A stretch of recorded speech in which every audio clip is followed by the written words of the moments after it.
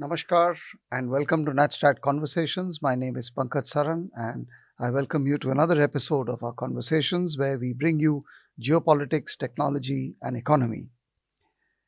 As is well known by now, the world's attention is focused on the changes in the White House in the United States, the ongoing Russia Ukraine conflict, the approach to the conflict by the new president of the United States, President Donald Trump.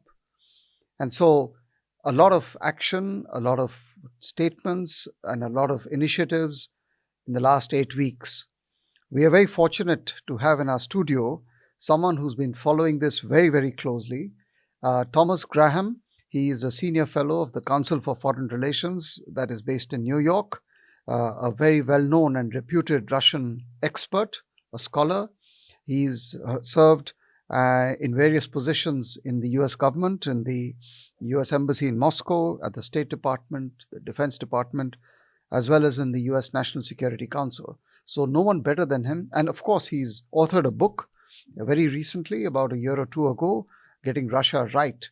So he's been following Russia for many, many years and has a great insight into what's going on inside Russia as well as the whole US-Russia relationship. So Thomas, welcome. Thank you very much. Glad to be with you today. To NatStrat, it's a great opportunity and we are very fortunate to have you here and I hope you have a good visit to India, to Delhi. So I want to begin by asking you what's going on. I mean, we are sitting here far away, thousands of miles away from the action. You're right there in the middle of the storm. Just a few opening thoughts on where we are. No, certainly. The president came in with the idea that it was time to try to restore more normal diplomatic relations with Russia. In his first term, he used to say that he thought it was important to get along with Russia. And that's something that he's continued in his second term as president. He wanted to restore the relationship. He made it quite clear, as he had during the campaign, that one of his priorities was putting an end to the Russia-Ukraine war. But he also wants to build a broader relationship with Russia, in part because he believes that Russia has an important role to play on the global stage, that the United States needs to interact with Russia if it's going to deal more effectively with the Middle East, particularly Iran, over the long term.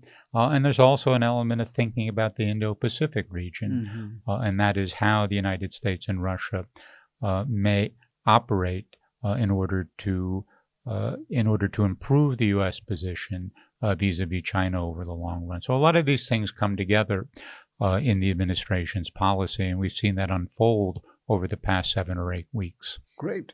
But, since you've been watching this for so long, and there seems to be a disruption as it appears from outside, how is the Washington conventional orthodoxy reacting to this sudden, if I may call it, shift? Well, in a word or in 2 words, quite poorly. I mean, because this is a challenge to the way the American foreign policy establishment has operated over the past several years, particularly over the past 3 years, where there was a fairly broad consensus that the United States should try to isolate Russia because of its conduct in Ukraine, support for the sanctions. In fact, you saw at the tail end of the Biden administration a strengthening of those sanctions, as was advocated by many people in the establishment. So something of a shock when President Trump decided to make that phone call to President Putin and break the isolation, at least as far as Europe and the United States is concerned, and re-engage Russia, again, on a broad set of issues, but particularly on Ukraine, despite the fact that there hadn't been any significant change in Russia's conduct of the conflict in Ukraine. I mean, you have, of course, in your book and otherwise been advocating a certain approach to Russia. But I want to basically raise 3 issues, what are the drivers of the peace move? I mean, what's behind, what are the triggers? Why is it happening? I mean, what is behind the Trump phenomenon or the move? Second is, what are the chances of his success to make the peace? And third, of course, the consequences of a peace. I mean, the consequences on the transatlantic relationship, on the bilateral Russia-US relationship, as well as you said, on the Indo-Pacific, on the Russia-China. But maybe we can break it up. Of course, I had a fourth idea in my mind to ask you the obstacles to Right. peace. And so, but maybe we can start with the first component. What, in your opinion, is driving this? Is it personality? Is it more? Well, personality is a large part of this. Obviously, President Trump himself has been someone who doesn't look kindly upon wars. And it's important to remember that President Trump comes from a commercial background. He's a real estate developer. Wars destroy property, and that's not what he's looking for. He's right that hundreds of thousands of individuals have suffered because of the conflict in Ukraine at this point. And he's right to want to end what he calls the carnage. Mm-hmm. And I think that is a driving force for him. Mm-hmm. More broadly, if you look at this through the prism of American national interest, this conflict has gone on for 3 years now. I think you begin to see sort of the contours of a possible settlement. It's clear that the Ukrainians are not going to be able to liberate militarily the territory that the Russians have seized. And as long as the conflict continues and there is this isolation of the United States from Russia, this deep animosity, you always have the risk of a misperception, a misstep that leads to a direct military confrontation between the United States and Russia, something that would almost certainly escalate to the nuclear level. So this idea that we want to reduce to a minimum the risk of the Third World War is something that I think weighs very heavily on President Trump. And so the chances of peace? Well, that's a different question. This is very complicated. My own assessment is that President Trump has overestimated the ease with which a settlement can be reached. And he's very much focused on ending the fighting. But if you listen carefully to what the Ukrainians are saying and what the Russians are saying, there are some very significant differences. The Ukrainians are focused on security guarantees. Yeah. They're also focused on something that would give them assurances that they will continue to exist as a sovereign and independent state. Yeah. That any ceasefire has to come with guarantees that the conflict will not be renewed at some point. And the Ukrainians are thinking over the long term, not talking about a renewal in the next 3 months or 6 months. They're concerned about renewal 2, 3, 4, 5 years down the road. From the Russian standpoint, the position of the Kremlin, of President Putin personally, has been for many, many months, probably since the beginning of the conflict itself, is that without a resolution of what they call the root causes of the conflict, and the root causes are what they consider to be anti-Russian policies pursued by the Zelensky government in Ukraine, but more importantly, the role of NATO in European security architecture. Without a resolution of those issues, they are not interested in the ceasefire. So Trump sees a ceasefire as coming first, and then we negotiate these other things, the security guarantees, the issues that Russia is concerned with. Both Kiev and Moscow want their primary concerns dealt with first, and then they're happy with the ceasefire.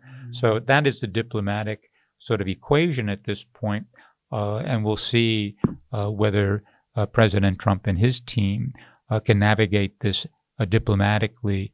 It's going to take a lot of deft diplomacy in order to push this towards a resolution against the resistance from both Kiev and Moscow. Yeah, and then this telephone call, which is supposed to take place, and the previous one, these are all very important, I imagine, in terms of setting, the stage. And absolutely. It's important to remember, and people have asked me this question of who's doing the negotiating, and you look at the people in Riyadh and Jeddah. The fact of the matter is that there are two negotiators here, President Putin and President Trump. And that places a much greater stress on or importance on these phone calls.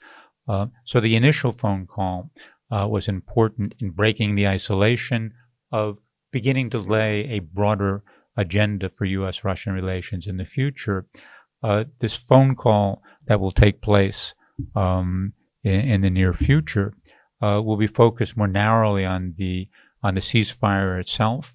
And the point of the phone call really is to see how much distance there is between the United States and Russia, and also Ukraine, and whether President Trump has some ideas about how you might bridge those gaps in order to push this more rapidly towards a 30-day ceasefire. Again, remember, it's a 30-day ceasefire with the idea that you will be able to prolong that ceasefire into something that is more or less permanent at the end of 30 days. So this is a tremendous diplomatic effort, and the burden of the diplomacy really falls on the shoulders of the two presidents. So, yeah, I mean, these are really historic moments. Actually, I'm sure when we look back on what was going on at this time, I mean, they would really be very, very significant moves and counter moves, and quite unprecedented given the background and so on. Well, absolutely. I mean, this is a very, as we say, sort of pregnant moment in history where there are a lot of possibilities. Which ones will be developed, where we'll move over the next 5, 10, or 15 years is being decided right now. We certainly see that geopolitically, and that is not only the U.S.-Russian relationship. We have China, we have India, questions about where Europe is going to be over the next decade and beyond, whether it will be able to, in fact, consolidate itself as a genuine geopolitical actor. Big question mark. And then you throw in the technology, artificial intelligence, the developments in cyberspace, the developments in bioengineering. So a lot of the foundations of our world and what we call the world order being challenged all at once, and where we are going to find the leaders with the sort of the imagination and the skills to sort of pick up the threads and put this together in ways that will lead to what one would hope is a more stable world environment, but also a more prosperous global environment, is the big question that is being decided right now.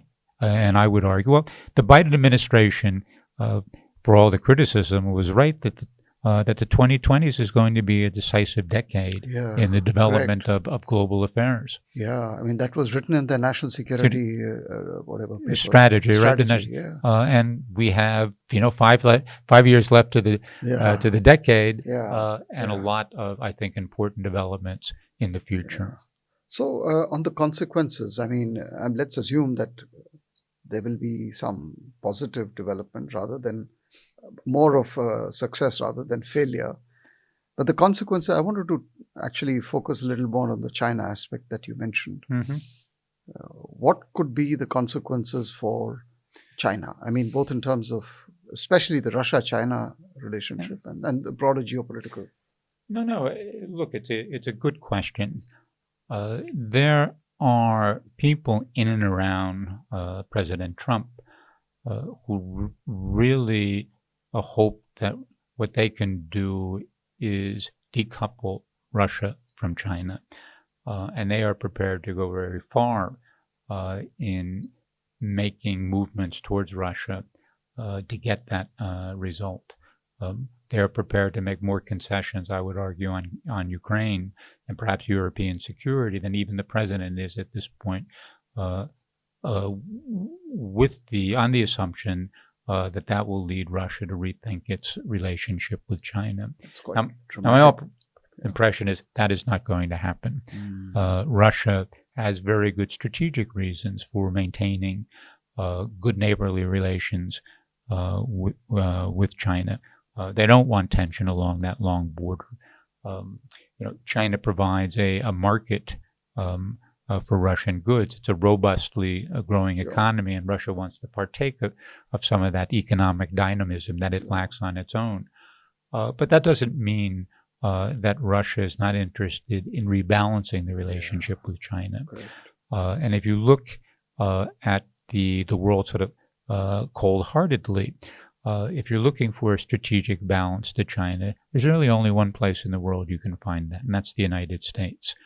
And so restoring normal diplomatic relations with the United States does buy Russia some advantages in its relationship with China.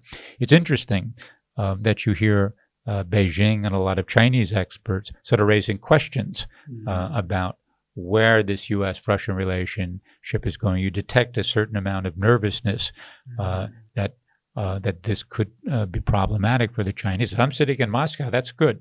If I'm sitting in Washington, that is in fact good. So what I can see sort of realistically is a U.S.-Russian relationship developing that, the word I would use is attenuates the relationship between Moscow and Beijing so that the deals that are cut, commercial, political, geopolitical, aren't tilted as much in China's favor as they have been up to this point.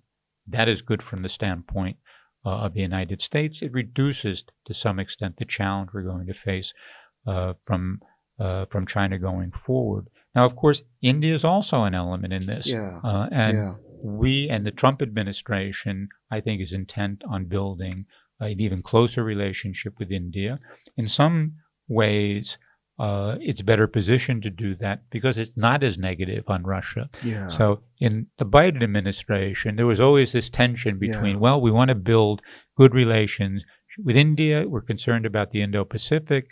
But New Delhi is not being as helpful as we would like them to be when it comes to the Ukraine issue. And so you could always sort of sense that tension. With the Trump administration, there isn't that tension because they sort of understand where you're coming with. They look at the Ukraine crisis, perhaps not radically different from the way your leaders do. And so you can use that as a foundation for building a closer relationship. You have an interesting sort of trilateral development, right? Washington, India, and Russia. And whether that can be used, that relationship in one way to improve our position, our collective position in the Indo-Pacific. And again, this is not a matter of containing China or eroding China. China is going to be a major factor in this part of the world for obvious reasons. But again, it's a matter of introducing sort of more balance in the relationship so that China has to take into account India's positions, Russian position, American positions more than they do at this point as they pursue their own interest. I think that is better for all of us. And it's also worth remembering that we have this geopolitical competition. That said, there are still a broad range of issues where cooperation among China, India, Russia, and the United States are really necessary if we're going to deal with global challenges. Climate change is a big one, but weapons of mass destruction is another important element. You get into issues of international terrorism. If we can find ways of cooperating among these four major powers, the world will be a better place. And we have to do that while we're still competing geopolitically. So what we want is what I would call sort of a form of constructive coexistence. Geopolitical rivalry is a reality, but there are things that we need to do together that are beneficial to all of us. Great. I mean, so in one sense, what you're saying also is, and I just want to bring in a bit of Europe before we end this part, is the field is opening up. I mean, we're getting into a more kind of more flexibility, more space for each actor. So like we were talking, it depends how you call it. It's up to you whether it's multipolar or anywhere. But the field seems to be opening up. No, absolutely. And that's the way the world is going to be over the next sort of generation, if not longer. The big question, or one of the big questions, really is Europe and what role Europe is going to play in this new emerging world order. Now, there's a lot of resistance in Europe to what the Trump administration is doing on Ukraine. There is also obviously a lot of resistance to the way President Trump thinks about tariffs and the commercial relationship with Europe. Not to speak about his pretensions to Greenland and what that means for Denmark, a NATO ally, which still exercises some sovereignty over Greenland. But the big question is whether Europe is finally going to develop the political will to become a genuine geopolitical actor on the global stage. No question that they have the resources, they could develop the capacity. Absolutely. The big question, and this has been the big question for the past several decades, is really one of political will, whether they can overcome sort of these historical animosities that still drive a lot of European thinking, the way the Poles think about the Germans and the French, for example, whether they can overcome that to come to some sort of consensus on how Europe is going to operate, develop that single sort of foreign policy, develop a strategic concept that allows them to play a significant role on the globe as another geopolitical actor, along with India, China, Russia, and the United States. That is one of the big question marks of this period. Yeah, great. I mean, I think we need to close because you have another event and we'll discuss much more of these issues. We can go on forever, but this is just a brief discussion to help the audience and our listeners to get a sense of the issues involved. They're very complex, very weighty issues. But thank you so much, Thomas, for agreeing to come on this. And, we really appreciate your scholarship and the kind of insights you bring into Russia. As you know, I mean, we have a relationship with Russia. We've discussed it many times. But I think the Indian position has been that we hope that this whole venture succeeds for many reasons, including the ones you have referred to. Well, thank you very much. I also hope this venture succeeds. I may be a bit more cautiously optimistic than you might be at this point. Sure. But thank you so much for coming, and thank you for the conversation. You're certainly welcome. Thank you, Thomas. Thank you, dear viewers. Thank you very much for joining in and for listening to this brief chat with Thomas Graham, a well-noted, well-respected scholar on Russia, on US-Russia relations based in New York at the Council for Foreign Relations. Thank you so much, and keep watching our shows, and we will meet soon again. Thank you and namaskar.